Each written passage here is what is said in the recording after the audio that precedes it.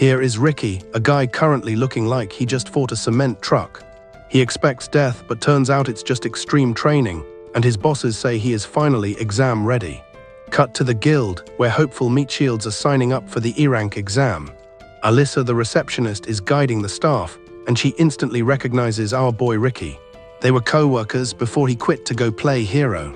He looks super nervous. Ricky is over 30, basically a fossil. Since kids start young, everyone assumes this old geezer has absolutely zero chance of ever moving up a rank at this age. Alyssa asks where he's been, and he mentions mountain training, but suddenly some drunk idiot stumbles over and starts aggressively hitting on her. Ricky steps in to restrain the guy, but the drunk dude just passes out instantly. Ricky figures it was just the booze. He gets his password but panics seeing the number signals bad luck. Despite the omen, he pushes forward and meets Reinet, his teacher, while back inside the main hall. Everyone notices a massive handprint stamped right into the drunk guy's armor. They realize the drunk was an A-class adventurer, wondering what truck hit him, while Alyssa suspects Ricky might be the secret culprit behind the knockout. The physical starts, and folks are shocked he is actually 32. Candidates line up to touch a crystal ball, which lights up to rank them based on their internal mana. Basically, the glow determines their social status. They start grabbing the orb, getting their specific power levels measured. But when Ricky touches it, he gets rank F, literally the bottom of the barrel score. Everyone laughs at him, but the ball cracks after he leaves. Next up, they have to wail on a slime bag to measure their raw physical attack power. Seeing the punching bag triggers flashbacks of his training with Bronxton. His massive master claimed that raw body strength matters much more than any fancy weapon you can ever hold. Back then, he ordered Ricky to smash a gold slime. Ricky knows those things are harder than dragon teeth. He thinks it is impossible to break, but Bronxton says it is minimum effort, proceeding to smash several of them instantly to prove his point. He orders Ricky to punch it 50,000 times. A cocky kid called Fred steps up to try. We learn that this 11-year-old brat packs a truly ridiculous amount of raw magical juice. Fred loads up a nasty rank 3 fire spell. It looks weak, but the judges drool and call him a genius. Ricky is amazed, knowing pyromancy is super strong, recalling a senior who used that exact magic to beat him down in the past. He figures Fred condensed the blast impact into a tiny focused flame. He did it to suit the room, so the kid is a prodigy. The others finish up, and the examiner tells Ricky to give up because he is old, but Ricky believes that age truly does not matter. He recalls 2 years of pure hell. He punches the bag, obliterating it instantly. The crowd is shook, and Fred hates losing the main spotlight. Fred figures it's fine since he mains defense, planning to humble Ricky in the next round. But Ricky shocks everyone by easily tanking a rank 4 spell straight from the examiner. The examiner winds up a level 5 spell, telling Ricky to defend much harder. Ricky says he only has level 1 spells but is confident, so the examiner decides to not hold back and go totally nuclear. He unleashes a massive level 5 cyclone attack. It obliterates the surrounding barrier. Sylvester, the top knight, feels the shockwaves and sprints to the center. He gets briefed on Ricky, and we see the guy block the attack like a total absolute boss. Sylvester simply cannot believe a 32-year-old former receptionist is acing the test to become a real adventurer right now. Later, Ricky takes a written test and meets up with Reinet. She asks for a status report, and he is sure he aced the writing but feels unsure about the practical stuff. Fred pops up and Ricky forgets his name, which really triggers the kid to accuse Ricky of stealing his spotlight.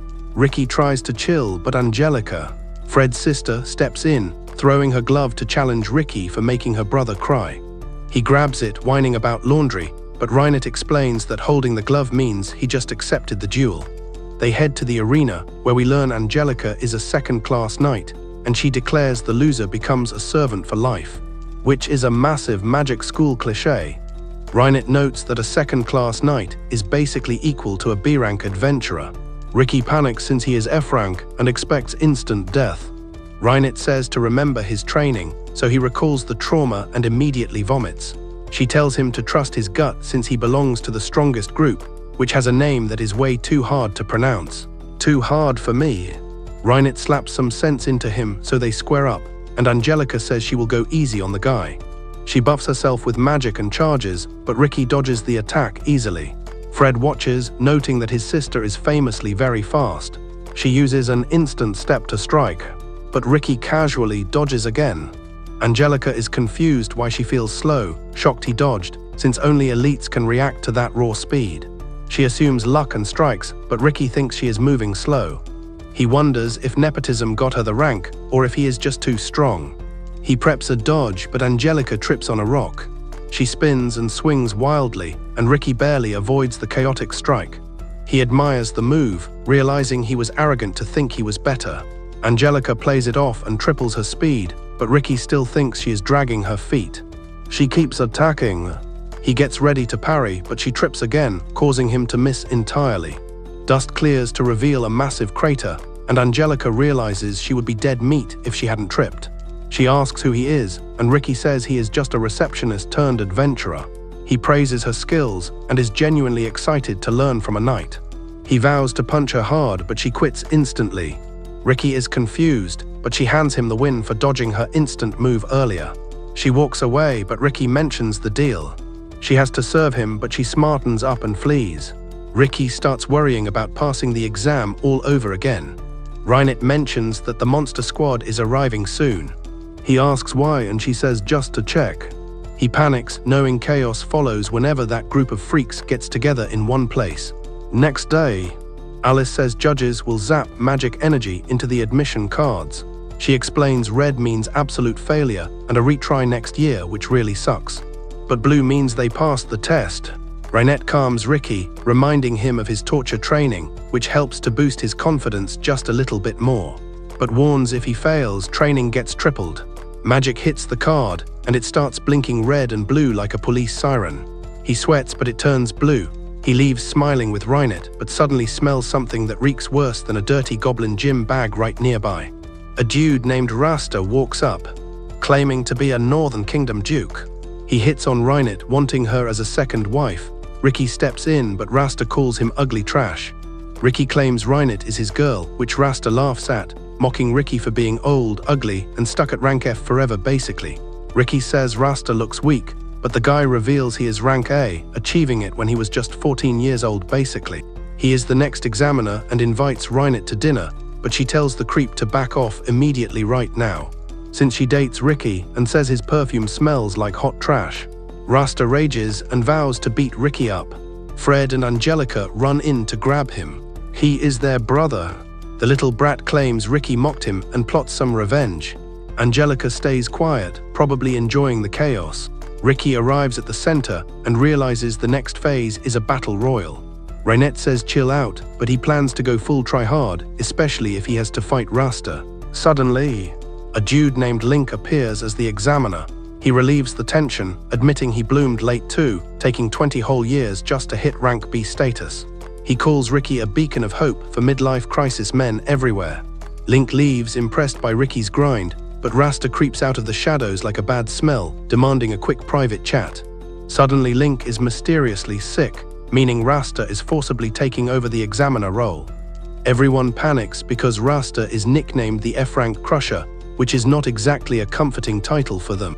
Ricky senses danger and considers bolting immediately, but failing means triple the torture training back home. Reinert offers emotional support, but a sketchy hooded kid interrupts, offering to read his future. He pulls a crystal ball and seats Ricky, but the chair is trapped.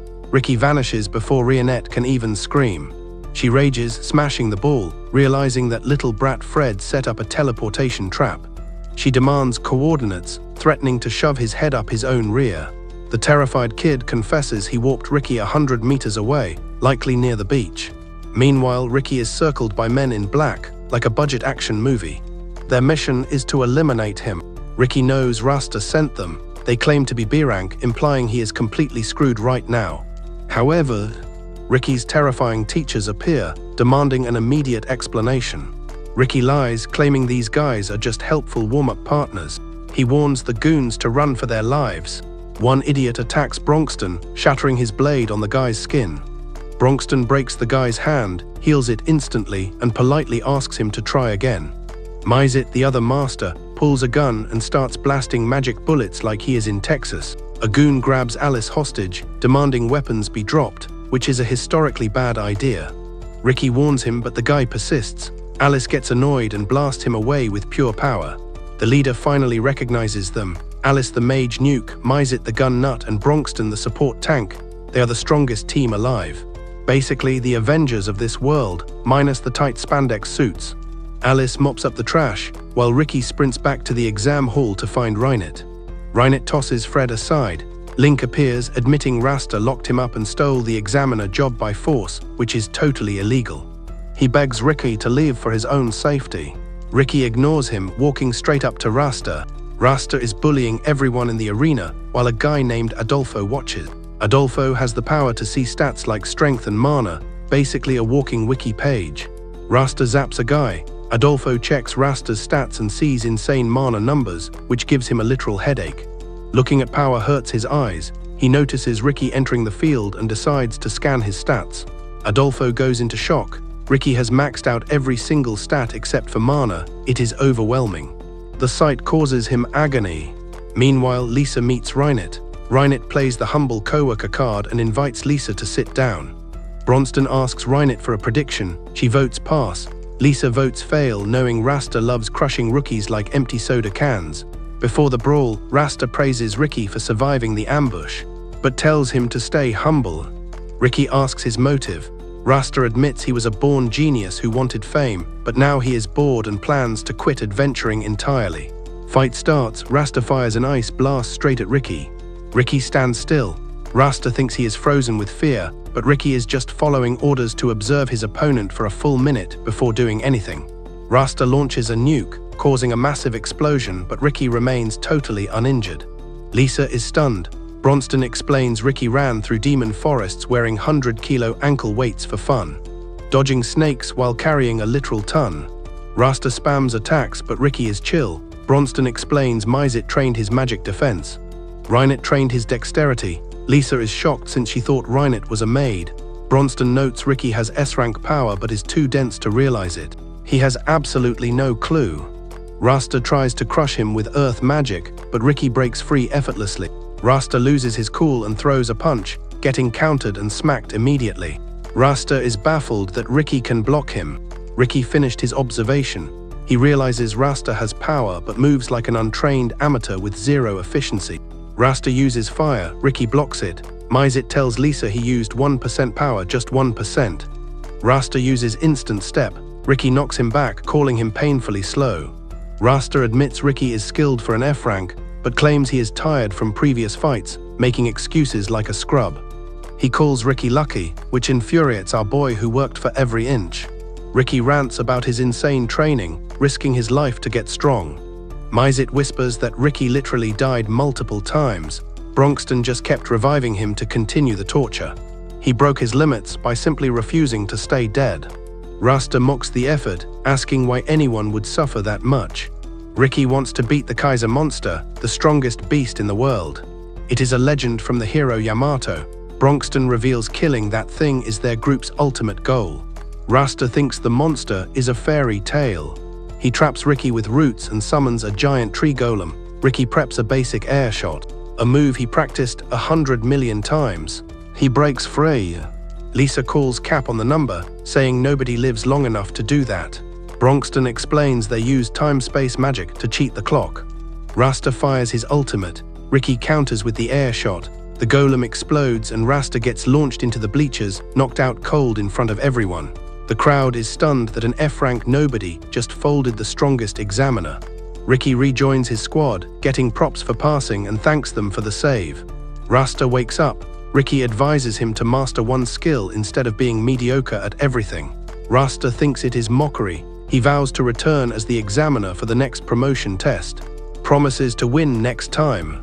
He leaves, but Angelica pauses to bow, confusing Ricky, who just beat up her brother. Ricky waits for results. Reinet asks how he is so calm when he was panic vomiting earlier. He says he remembered something important, triggering a flashback to when he was just a tiny, hopeful child. Back to his childhood days.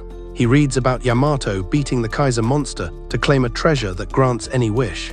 Inspired, he tells his parents he wants to be a hero, but they immediately crush his dreams flat. Dad calls it a fairy tale. Mom says it is dangerous. They tell him to get a real job. He is bummed out, but a doctor changes everything. The doc claims he has a unique, dormant ability waiting to awaken. Yamato had the same thing. Ricky gets hyped, thinking he is destined for greatness and piles of gold. He waits years for the power to kick in. It never happens, and he sinks into depression. Friends tell him to adventure anyway for the cash, but Ricky refuses to sell out. He wants the dream or nothing. Eventually, he gives up. He takes a safe desk job at the guild, making his boring parents very happy. 14 years pass. He hates the job, still trying to wake his power, but nothing ever works. Ricky officially gives up on his dreams and shelves his childhood hero book. He works a boring job with Lisa until his buddy Zai brags about hitting B-rank status. Ricky is stunned. He fakes a smile and congratulates him. That night, he gets wasted and regrets quitting everything. He is wallowing in self-pity when screaming starts, and a giant monster suddenly appears nearby. Reinette casually walks toward the beast. Ricky tries to save her, assuming she is totally helpless. She instantly slices the monster into sushi, impressing Ricky, so they start walking together. He learns she is S-rank and asks if a 30-year-old nobody like him can still chase his dreams of becoming a hero. She brutally tells him that his mana peaked years ago, so he should probably just give up. Ricky is crushed but smiles and asks her to dinner. She actually accepts the date, which totally shocks the guy. Ricky is thrilled the next day, but monsters attack the town right before his big date, ruining everything. Reinette tells him to gather them and attacks. She obliterates them, but senses a dragon, triggering deep trauma that makes her lose total control of her massive magical power instantly. A dragon appears, causing mass panic. Zaid and the squad attack, but do 0 damage. Zaid realizes they are completely outmatched by this beast. He yells to run, but the dragon traps them inside a magical barrier to prevent escape. Despite wetting his pants in terror, Rick steps up to face the dragon like a true hero. They try to stop him, but he accepts his death. His speech rallies the troops, and they all charge the dragon. But the dragon swats them like flies. Rick refuses to quit and steps forward, getting smashed into the pavement immediately. He looks dead, but the beatdown finally activates the hidden ability he waited for. He stands up, catching the dragon's foot with one hand, as insane energy floods his body. Rick is thrilled his power finally works, and dares the dragon to attack. The dragon blasts him with fire breath. Rick blocks it easily. It switches to a laser beam, but he reflects that too. He kills the dragon, shocking everyone, but the power drain is too intense, so he passes out on the spot. He wakes up to find Reinette waiting there. She says he was comatose for a week. She invites him to join her squad to hunt the great monster Kaiser. She admires his grit and claims he can get way stronger if he fights alongside them. She says age is irrelevant, making him cry since nobody has ever supported his dream before, cutting back to the present day. Lynx congratulates Rick on passing the exam. He is leaving the hospital soon and wants to grab a beer. He also asks to meet Rick's friends. Later, Lynx wonders why Rick made him wear his best armor. He obeys anyway, but is confused when they reach a creepy castle. He thinks they are lost, but Rick opens the door, apologizing for the trek. Lynx is shocked to see 0 monsters inside. Rick says monsters are too scared to visit, which makes Lynx wonder why he needs the armor. Rick clarifies it is to prevent death. Reinette greets him. He sees Alice, hoping his own daughter grows up strong like that. Suddenly, she fires a lightning bolt. Rick deflects it just in time, which obliterates a wall. He scolds her, but she claims she just misses playing with her buddy. Reinette deducts the repairs from her allowance, making the girl apologize. Rick decides to play with her to prevent further structural damage, knowing she will definitely destroy the place. Reinette guides Lynx, who spots Myseed holding a giant weapon through the window. He is interested in the rocket launcher.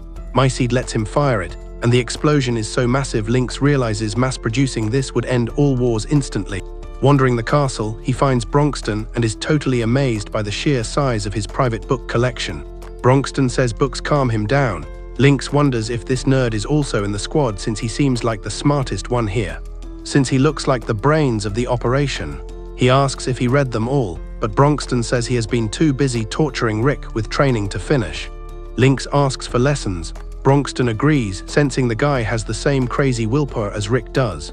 They start training, and Lynx falls off a cliff due to heavy weights, expecting immediate death. He lands softly on a dead beast Reinette killed for dinner. She notices Bronxton is training him. He thanks her for the save, but Bronxton drags him back to hell before he can breathe. Back inside, Rick mentions he thought they were just doing light cardio today. Myziet warns him not to be so gullible. Reinhardt wants to play with Lynx, but Rick says the stress will age him. Myziet says Rick is the one to blame. Reinhardt serves tea and leaves. Lynx immediately asks if they hooked up, but Rick clarifies they have absolutely zero romantic relationship whatsoever.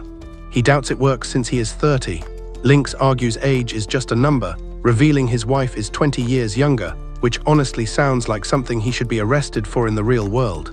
Lynx tells Rick to help Reinhardt with chores to score some romance points. He goes to help. Lynx asks to see Rick's special power, but Bronxton explains it only activates when he is practically beaten to death. Rick cannot control it at all. He is already S-rank strong, but that hidden power makes him stronger than everyone else in the entire castle. They reveal the mission is to kill the Kaiser. They ask if he knows about the 6 magic stones that open the portal to the monster. The gems activate every 200 years, which is happening right now. They release massive mana signals. Lynx agrees to investigate and see if he can find any leads. Rick asks for dating advice, complaining Reinhardt is too perfect to need help. Lynx just laughs in his face. Next day, they visit the guild to grab a quest, but the guildmaster blocks them, leaving Bronxton confused. Rick realizes the rules require a 4-man squad with at least 2 high-rank members. Bronxton tells the guildmaster to find a 4th wheel. The master calls Ray, telling her it is finally time for a high-level mission. Ray asks what exactly they are hunting for. Rick says a magic stone. She asks if it is expensive loot. Rick nods, but warns that touching the stone attracts hungry monsters like a magnet. Ray brags that she can handle a few beasts. She asks for Rick's rank. Hearing F rank, she assumes he is a failure who started too late. She vows to level up fast to avoid becoming a loser like him. Reinhardt worries, but Myzi says they are fine since Bronxton is babysitting the entire squad.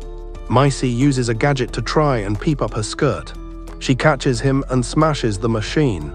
Meanwhile, they find a wyvern. Ray panics and wants backup, but Bronxton casually slaps the dragon away like it was nothing. She thinks he is hot. She warns that killing it summons more, but Bronxton says he left it alive, confusing her completely. Rick drags her away as she keeps rambling on, until a wyvern body crashes nearby. The masters are slaughtering them, but suddenly a rare shiny wyvern appears in front of her. She says A-ranks struggle with this and tries to flee. Rick tells her to run while he investigates, but she decides to stay and fight. She charges a spell, but Rick casually punches the dragon's head clean off its body instantly. The next day, Ray tells the master Rick ate the dragon corpse. She thought she would quit after seeing that, but now she is more motivated than ever. Rick and the gang find a jewel, and Maesty's magic GPS points them straight toward a place called Heractopia. Apparently, 4 centuries ago, King Alexander built a massive colosseum right in the city center. He loved hosting violent tournaments. The king fought using only his bare fists, racking up 10,000 wins without a single loss. Rick's crew arrives and Bronxton immediately wants to box the statue, but Rick stops him, noting that a real fight would likely wipe this entire country off the map. They try asking about the magic stones, but locals run away like scared rats. Rick heads for City Hall, but spots a creep harassing a girl named Milsha nearby. Bronxton steps in to intimidate the bully. The thug is Gold, a legit fighter who refuses to back down, but he gets triggered when Bronxton calls him weak trash. They head to an alley to brawl, and Gold gets folded like laundry instantly. Bronxton shows them the magic jewel, asking if they have seen one around.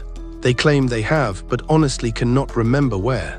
Bronxton tells her to think harder. A loud parade suddenly interrupts them, announcing the King of Fist tournament. Gold mentions a fighter named Orwolf has been champion for 3 years. They point at his championship belt, and Rick realizes one of the magic gems is stuck right inside it. Later at the gym, an old man apologizes for the publicity stunt, but Orwolf does not mind since entertaining the crowd is part of the job, saying a true champion must keep the fans happy. The manager checks on him, and Orwolf claims he would feel better if he could finally fight someone decent.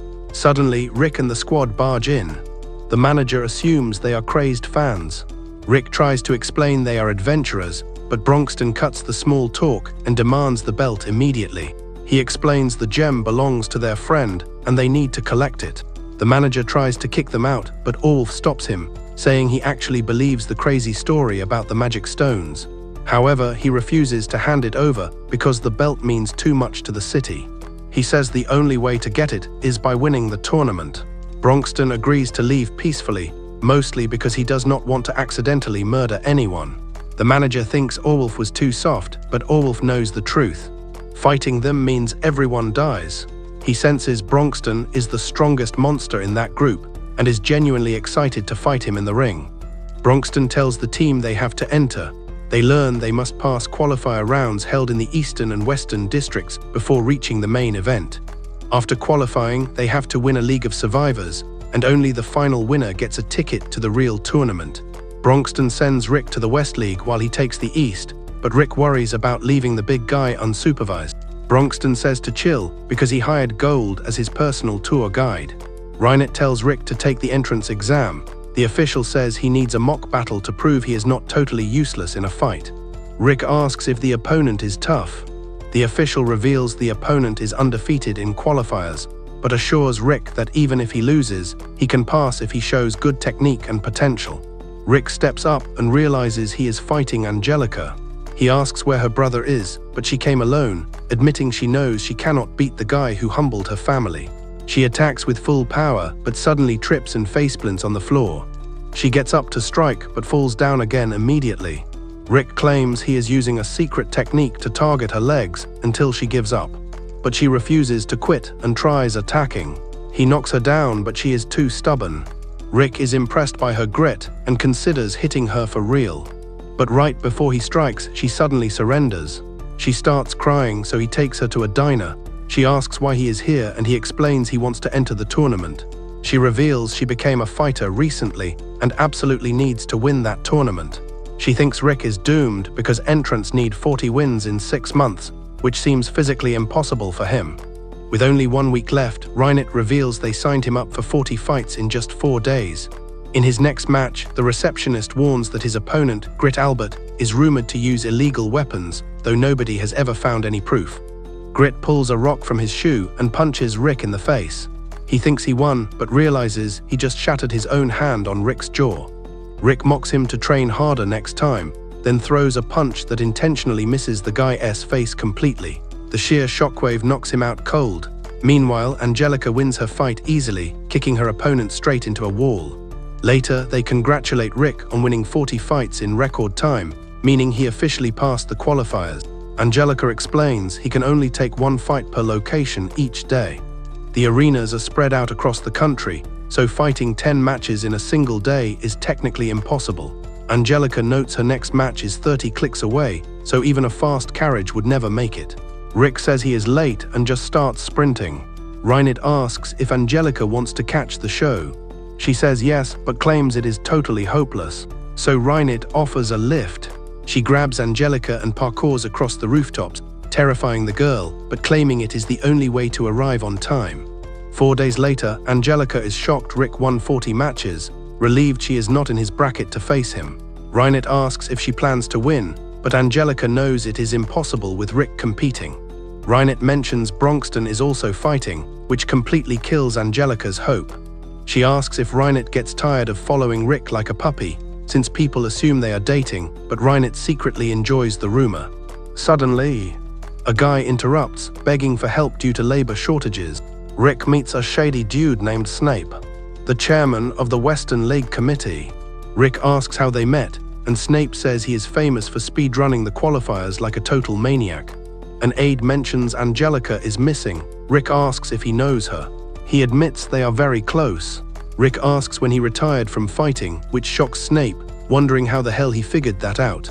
Rick explains the calluses on his hand gave away his fighting history. Snape admits he won a small tourney 20 years ago but retired young, making it his only win. He mentions his organization is sponsoring a special fighter for the tournament. He asks Rick to tell Angelica to stop trying. Rick heads to the restaurant. The owner warns that while Snape acts noble, rumors say he is deep in the criminal underworld. Since they sponsor the tournament, they get a free pass to enter their own fighter. Meanwhile, Angelica and Reinert are wearing bunny suits, hustling people to place bets on the fights. Another bunny compliments Angelica's desperate energy. She claims she hates the job and the outfit, But Reinert reminds her she signed up for this voluntarily. A drunk guy appears and tries grabbing them. Angelica and Reinert immediately beat him into a pulp. Rick arrives, shocked by Angelica's outfit, but absolutely stunned to see Reinert wearing the ears too. At the gym, Orwolf is impressed Bronxton qualified in 2 days, but stunned Rick did it in 4. He is hyped to fight them, remembering his own recruitment days. He wants to brawl. The look on his face reminds the old manager of the past. Next day, Angelica is furious because Rick didn't react enough to her humiliating bunny costume. He claims she looked nice, but she is still totally salty. Rick mentions meeting Snape, and her mood instantly flips from angry to panicked. She lies about knowing him. Finally, the tournament to decide the tournament entries begins. First up, Angelica fights a girl named Ellen. Angelica attacks aggressively, but Ellen dodges the strike. She throws a punch, but Angelica blocks it. Rick notices Angelica is fighting way harder than usual, which is weird. She ends the fight by kicking Ellen through a wall. Rick and Angelica keep stacking up wins. She has 4 matches left, while Rick needs a clean sweep to qualify. Next up, she fights Taylor. She opens with lightning, but it fails, and he slams her into a wall like a wet towel immediately. Taylor wins. Rick points out that her opponent obviously had a rock-solid defense. He asks why she wastes stamina on flashy moves, but she storms off silently. Rick persists. She admits Snape is her fiancé because he violated her family out. We get a flashback to her parents dying a year ago. She had to support her siblings, but instantly hit major financial ruin. Her grandpa made a deal with Snape, cash for the family in exchange for Angelica's hand in marriage. It solved the money issues, but locked her into a contract she hates. Rick is stunned she is engaged to that creep. She gets annoyed he didn't listen earlier. Suddenly, a thug named Jet is harassing a woman nearby. Taylor steps in to play the hero, but Jet knocks him out instantly. Jet attacks the girl, so Angelica yells at him to stop. He targets Angelica next, but Rick steps in to block him. Snape appears, telling Jet to save his energy for the tournament, so the brute finally walks away. Rick is surprised to learn that Jet is actually Snape's brother. Rick puts it together, asking if Snape sponsored this tournament just to profit off the engagement deal. She suspects it is true. Snape spent a fortune on her, money he definitely does not have. He needs a big win to make bank. Rick knows betting is huge in these fights. If Snape wants a payout, he is definitely planning to rig the matches. Angelica realizes his weapon is Jet. If she beats Jet, the plan fails and the wedding is off. But Jet is a monster and she is weak. Rick offers to train her. Training starts immediately. Rick straps heavy weights to her and drags her along, telling her to use strengthening magic and run until she literally drops dead. He says dragging a fast person forces her body to adapt speed, basic science. She begs for a break. He says no rest for 6 hours. He is surprised she survived day 1, noting that when Reinert trained him, he passed out instantly. Angelica is exhausted but proud she survived. Rick laughs, saying that was just a warm-up. By day 5, she breaks mentally and runs away. She hides in a coffee shop, thinking she is safe, but Rick finds her in 15 minutes. She expects a scolding for quitting. But Rick gets it. He tried to quit his hellish training constantly too. He actually died multiple times, but Bronxton kept reviving him, warning that giving up hurts way more than dying does. She admits she was raised to be a noble, but she hates that life and wants to fight for her family. She resumes training. Rick notes she is a swordsman but needs to fight unarmed, so he calls in Reinert to teach her how to turn her hands into blades. Angelica's qualifier is against a guy named Silver. Winner enters the tournament. The crowd doubts her, but she kicks him once and wins instantly. She keeps fighting the air after the bell, brain still stuck in training mode. Reinert and Mazid show up. Reinert asks about the magic jewels, but Mazid says the intel was total garbage. Bronxton joins them for dinner. Rick praises Angelica for surviving the training without dying. She feels unprepared, but Bronxton assures her that hellish effort always pays off, even if time was short. The brackets drop. Angelica notices Jet avoids fighting Orwolf or Bronxton until the finals, which is suspicious. She figures they are feeding Jet weaklings to hype him up, so Snape can bet against him later. She plans to ruin the fix by beating him early. Orwolf and his manager chat with Bronxton and Rick. The manager says Orwolf hasn't aged a day since joining. We flash back to when Orwolf first arrived as a cocky rookie. The manager had a top fighter ready. Orwolf challenged him, expecting an easy win but got crushed. That loss humbled him. He trained non-stop and eventually became the champion. Back to present, Jet's opponent lands punches, but Jet doesn't flinch and KOs him with one shot. The crowd loves the strength, but Rick spots the issue. Jet has power but moves like an amateur. The tournament continues. Rick advances. In the final match of the round, Orwolf faces a guy named Eddie. Eddie attacks, but Orwolf counters immediately, like he read his mind. Rick realizes Orwolf knew the move before it even happened. Bronxton explains Orwolf smells the adrenaline and signals to predict attacks. Suddenly, Eddie lands a hit, knocking Orwolf down. Reinert notes it was on purpose. Orwolf baits him in, then sweeps his leg to win easily. Next day, Angelica versus Jet. Snape sits next to Rick, explaining he needs a front row seat to watch his brother beat up his fiancée, which is definitely a healthy dynamic. Angelica trash talks Jet, promising to show her training results. He calls her weak, but she calls him out for having a sculpted body despite claiming he never trains. He denies it. He says he will avoid hitting her stomach so she can still bear his brother's kids, which is disgusting. Match starts, Angelica hits him but he tanks it. She drops her defense magic, surprising him, and strikes again. This time she draws blood. Snape is shocked since Jet usually has iron skin. Reinert explains Angelica is using mana manipulation. She combined incomplete training with her own reflection technique to invent a new move. Mizit says she stores mana and releases it explosively. It drains stamina fast, but her held training lets her handle it. She combos Jet, making him rage. He smashes the ground to create a dust cloud, trying a surprise attack, but she dodges it easily. He tries again, getting behind her. He slams her into the wall.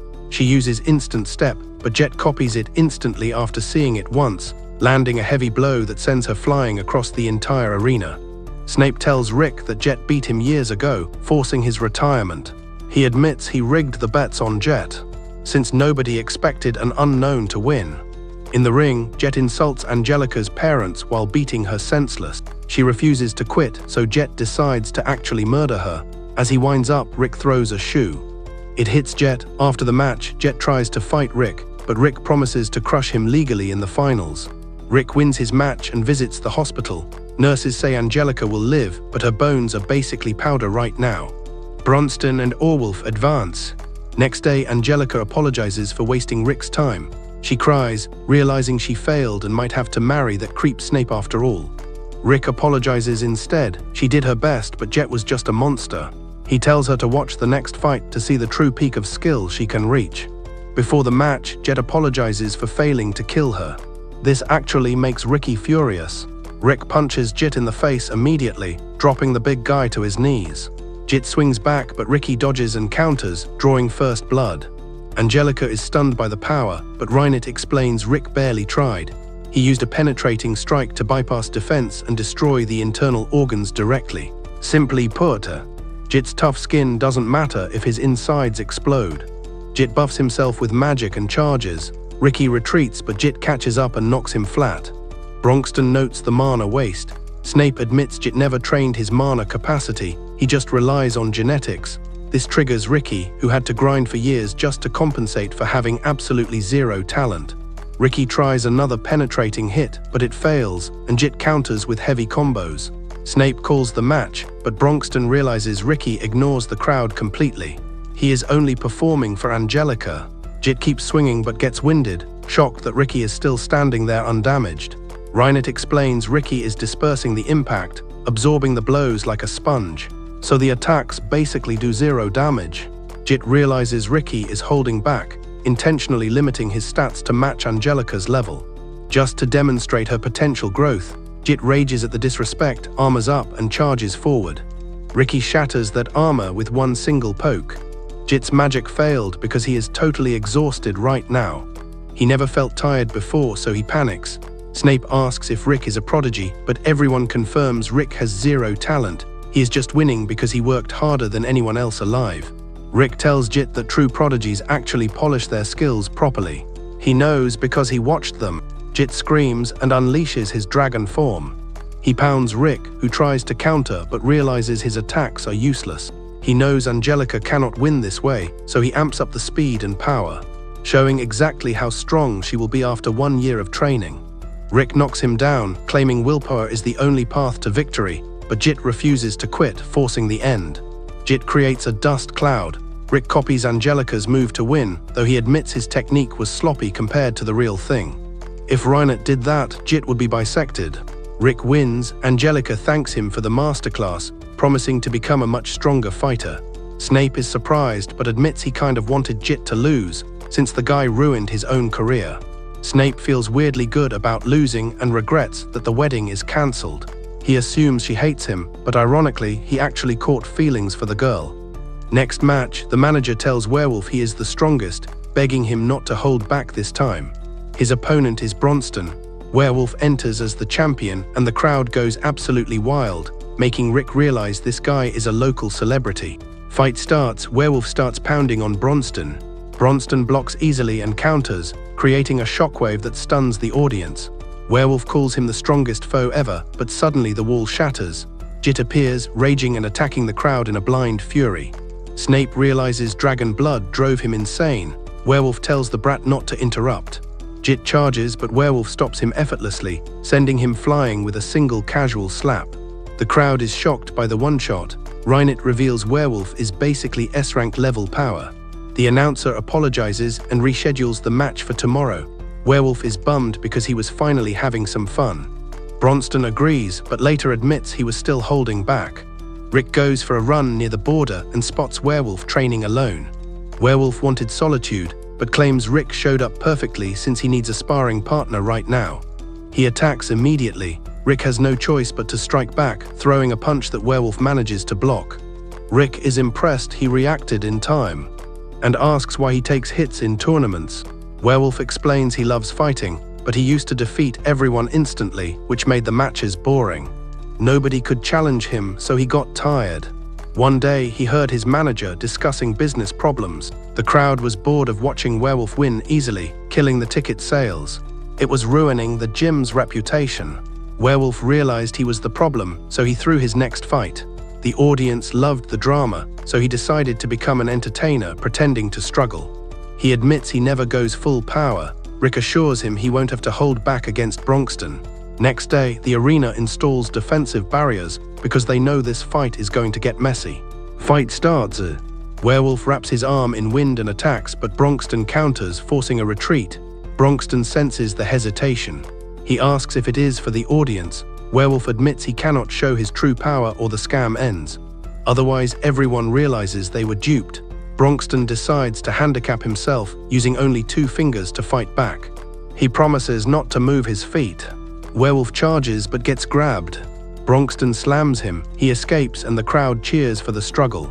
He wants to unleash hell but fears the backlash. His manager calls him an idiot, demanding he stop faking. He reveals his dream is training the world's strongest. He wants Werewolf to be that guy. Werewolf finally snaps, dropping the act to attack Bronxton.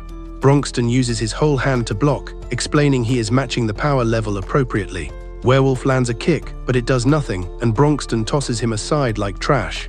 He uses steel body to cushion the wall impact, admitting he is finally having fun. The crowd starts hating him, realizing he has been playing them for fools this entire time. But he ignores them and fires magic. A level 5 fire spell launches at Bronxton. Bronxton blocks with a stone wall, then shatters it to counter. Werewolf closes the gap, using a level 7 spell to lock Bronxton down. He casts an advanced level 8 spell. Angelica is shocked that level 8 even exists. It summons a literal meteor and Rick starts panicking in his seat. Because if the enemy is this strong, Bronxton might stop holding back. Bronxton breaks free and punches the meteor, shattering it completely. Angelica can't believe he destroyed a nuke with his bare hands. Bronxton feels the werewolf's passion and decides to return the favor properly. Rick realizes Bronxton is going on offense.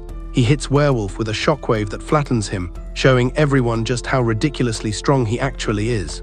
Werewolf spams every spell he has, but nothing scratches the big guy. He runs out of mana. Bronxton advances and lands a devastating blow that drops Werewolf instantly. Rick knows he blocked with defense magic, but the guy is still in terrible shape. He considers quitting, but remembers his desire to fight someone stronger. He gets up and charges, but his body is totally exhausted and failing him. The crowd starts cheering, hyping him up to combine all his skills together. He attacks with everything, actually managing to hit Bronxton. The crowd is impressed, but Bronxton is still standing, asking if he finally unleashed his full potential. Werewolf admits he didn't hold back. He is happy he made Bronxton move, calling it the most fun fight ever. Hearing that, Bronxton delivers the final blow, knocking him out cold. Rick and Angelica congratulate him. Rick suggests handing over the duel to avoid the finals, but Bronxton refuses, saying he is excited for their match. Rick realizes he is doomed and starts losing his mind. Later, Werewolf reads the newspaper. Realizing the whole country hates him now, he asks his manager if it is okay. The old man says yes, asking about the final move. Werewolf admits he was so focused he doesn't even remember how he pulled it off. He thinks he lost everything and asks why the manager stayed. The manager says haters don't matter because Werewolf is like a son to him, which is touching. Bronxton arrives to check on injuries. Werewolf is in pain but refuses healing, wanting to feel the burn. He tells Bronxton he is excited to watch the finals between him and Rick. Rick locks himself in his room. Angelica knocks, but he refuses to come out, screaming that he doesn't want to die. Snape claims the fans are hyped, but Rick values his pulse more than the applause, so he refuses. Snape whines about the millions of people working hard just to see this one final brutal match happen. But Rick is terrified, so he decides to quit immediately. Rick feels awful. Angelica says Bronxton can just revive him, but Rick explains that dying is actually quite traumatic, and she has no clue what that pain feels like. She loses all respect for her mentor, calling him a coward before walking away. Bezitt reveals Bronxton trained Rick hoping to mold a rival. He begs them to understand the big guy's feelings, since he is desperate for a challenge. Reinert reminds Rick that Bronxton is dying for this battle. Flashback to 2 years ago. Reinert introduces Rick to the group, meeting Bronxton the leader for the first time. He sees Rick has zero talent. Rick asks if he should just quit. Bronxton says to just outwork everyone, asking if he is ready to endure absolute living hell training. Back in the present, Angelica calls Rick pathetic, doubting the training was actually that hard. Reinert explains Rick's routine was legally insanity. It is a miracle he survived. She realizes he worked hard despite being middle-aged and skillless. Reinert corrects her, saying he has one skill, but it destroys his body, so Bronxton banned him from ever using it. Rick asks if he sucks. She denies it, promising to support him because he is a good guy, which is sweet. But she insists he must fight the big boss. Next day, the crowd gathers. Snape sweats bullets, knowing a forfeit would ruin the entire event. The announcer reveals the prize is 300 million and the championship crown, plus other perks, including 2 tickets to a romantic hot spring trip. Rick preps for entry but is shaking like a leaf, so Reinert steps in to offer some motivation. They enter the ring. Rick promises Bronxton he will not hold anything back. Fight starts. Rick moves with insane speed, actually managing to cut Bronxton. Snape suspects magic. Reinert explains they just traded 100 blows instantly, and Rick used a cutting technique to land a solid hit. He keeps attacking, but Bronxton counters the strike. Angelica notices Rick is hyper. She asks Reinert what happened. Reinert admits she promised a hot spring date if he wins. Angelica asks if they plan to get intimate. Reinert says yes, then Angelica blushes and says to focus on fighting. Bronxton attacks. Rick dodges the flurry, but the big guy teleports next to him. Rick survives using a move called Basic Air Cushion, which sounds lame but saves his life. Everyone is impressed. He cast it without shouting the spell name. He learned it from his masters. He charges, Bronxton blasts him, but Rick jumps and counters with a kick, which Bronxton blocks like a total brick wall. Angelica realizes S-rank fights are insane. Bronxton tells Rick he got stronger, genuinely happy the guy had the guts to survive the torture training. Rick knows Bronxton never lies. He calls it an honor but wants to be treated as an equal, not just a student. He knows about Bronxton's dream. He wants to give the big orc the serious fight he has always craved. It has been 2 years since they met. Bronxton decides Rick is worthy. He pauses the beatdown to explain his backstory and why he created the group originally. Flashback to 46 years ago, Bronxton is a child. He realized he was built different from others. He read human books and learned their language. Orcs communicate through violence, but he was too strong to connect. He tried teaching them to improve, but they worshipped him as a god instead. Nobody approached him, so he was completely alone. A storm hit one day. He returned to find everyone dead, but felt zero sadness, realizing his total isolation. He is reading by a fire when Reinhardt attacks. Surprised to see an orc reading. He sees a dead wyvern. Bronxton admits he killed it. Reinhardt is shocked the orc speaks and apologizes for trying to kill him. Bronxton says he is used to it. Reinhardt asks for details. Bronxton tells his story. Reinhardt pities him, noting it is sad he never found an equal match. Reinhardt suggests pursuing a lost dream. He reveals he once fought the legendary hero Yamato in the past. Bronxton read that book. Reinhardt admits he wrote it, which is shocking since the story is 2 centuries old. Bronxton wants to hunt the Kaiser monster. Reinhardt says that journey might help him. He might find the strongest people and finally get a fair fight. They formed the group. He found strong people, but none could match his fist. He designed a perfect training plan, but Mizit said it was lethal, so he gave up. But life is funny, and eventually he stumbled upon a desperate guy named Rick. Back in the present, Rick remembers everything. Bronxton supervised him daily for years. Rick realizes how much time the master invested in him personally. He wants to give Bronxton the decent brawl he deserves. Bronxton is moved. They start clashing with full power. Rick abandons his fear, trading blows like a total maniac. Mizid notices the barrier cracking and teleports the audience away to safety. Werewolf asks why. He explains the shield will fail. They would all die otherwise. Snape cannot believe it. Rick lands more hits, but Bronxton hits way harder every time. Rick gets smashed but refuses to quit. They trade blows. Bronxton is finally having the time of his life. He knocks Rick down, destroying a massive chunk of the arena. Dust clears. Rick sees Bronxton still standing strong. He knows he has not done enough to be a worthy rival, so he makes a desperate choice. To repay the debt, Rick activates his unstable ability. Bronxton is genuinely surprised. Alice reveals they secretly trained Rick to control this explosive power. He attacks. Bronxton realizes he was too focused on finding a rival to notice his friends helping. They cared enough to train Rick behind his back, all for this one moment. He realizes he is not alone. He attacks Rick head-on. They clash with maximum power, creating a blinding explosion of light that wipes out everything in the immediate vicinity. Dust settles. Bronxton is standing. Rick is stunned. Bronxton thanks him for the dream match, then collapses like a tree. Rick wakes up 3 days later. Reinhardt is there. Messet tells him he has been napping for a while. He asks about the belt. Bronxton says Rick won the fight, even if Bronxton won the match. Bronxton thanks the squad for making his dream real. They swap the magic jewel with a fake replica. One step closer to Kaiser, Rick asks about Reinhardt's age. Since Yamato was 200 years ago, Bronxton explains Reinhardt has a special ability that lets him live a very long life. Rick assumes he is on a secret mission right now. Bronxton says he is running because of overdue library books. Snape tells Erwolf that Rick and Bronxton declined the prize and the title. Erwolf is champion by default. He feels unworthy of the belt but keeps it anyway. Gold and Milsha cry as Bronxton leaves. Bronxton leaves smiling, feeling comforted knowing he is finally not alone in this world. They say goodbye to Angelica. She promises to return because she asked Bronxton for training. Rick thinks she is crazy, but she vows to surpass him one day. He looks forward to it.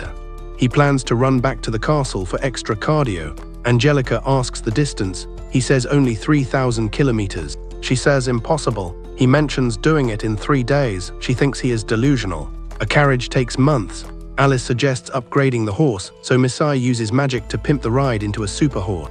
Rick preps to leave. Reinhardt reminds him of the hot spring date, and he gets excited but then remembers he lost. However, Misai declares the fight was technically a draw. The tiebreaker is the run home. If Rick wins, he gets the date.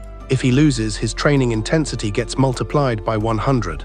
Alice starts the race. Mizit and Bronxton sprint off instantly. Rick is devastated but yells at Reinhardt that he is definitely going to win. They race toward the castle. Rick realizes he finally achieved his lifelong dream of being a real adventurer. But the grind never stops. His next nightmare awaits, which involves killing the big bad monster Kaiser. That wraps up this story. If you enjoyed it, like and comment if you watched it all the way. Only the absolute legends leave a comment.